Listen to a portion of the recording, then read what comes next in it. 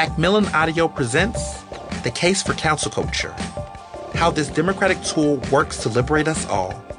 Written and narrated by Ernest Owens.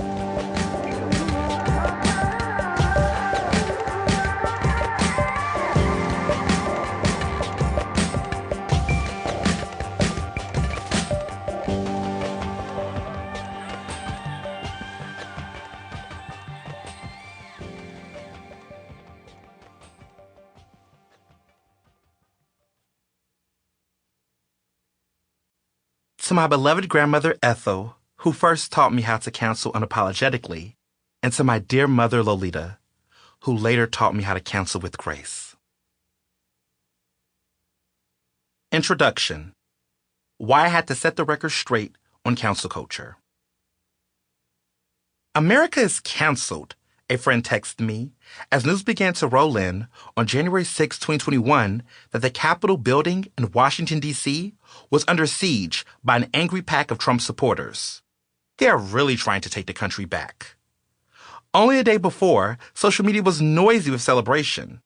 Progressives were tweeting out excitement over the Democrats winning back the Senate following runoff victories in Georgia. The Peach State had been flipped from red to blue by a Jewish candidate, Jon Ossoff, and a black candidate, Reverend Raphael Warnock. The historic moment was not embraced by all. After months of repeating the big lie that he was the true winner of the election, Trump unleashed a mob of his most rabid followers and urged them to march on the Capitol. Their goal? To insist that Congress and then Vice President Mike Pence overturned the election results and named Trump as president.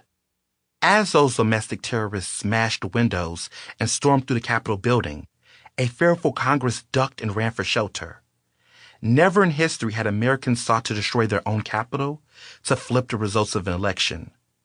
Sure, there have been disagreements over presidential elections in the past, such as the recount dispute of George W. Bush versus Al Gore, or even outrage over Hillary Clinton losing to Donald Trump despite receiving 3 million more votes. But something about the 2020 election struck a different nerve.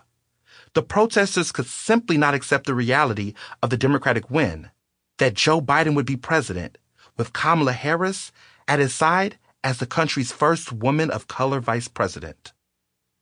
The insurrection cost 5 civilians their lives. Many more protesters and police were injured, and 4 of the officers on duty that day have since died by suicide. Trump will later be impeached by Congress for a second time for his part in the events of January 6th. But perhaps the more consequential reprimand came from social media. After years of tolerating Trump's steady stream of threats and lies, Facebook and Twitter shut down his accounts. It was hardly a display of moral courage, given the end of his term was in sight.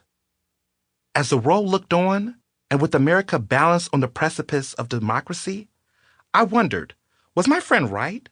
Was America going to be canceled? By itself? In the end, it was Trump, and not America, who was canceled. The concept of cancel culture is controversial, yet it's a rare social setting where you don't hear about something or someone being canceled. Celebrities, politicians, movies, foods, toys, even words, all have been canceled, or at least claimed to have been canceled. Right-wing politicians have used cancel culture as a battle cry against progressives, arguing that freedom of speech is under attack by the left.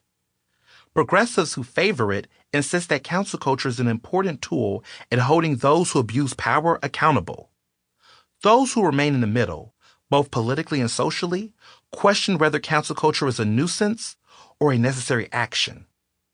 During the 2021 CPAC conference, whose slogan was America Uncanceled, Trump declared, "We reject cancel culture."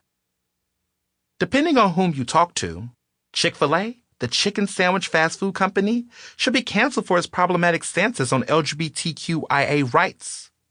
Some might tell you to stop listening to R. Kelly, Chris Brown. Sample complete.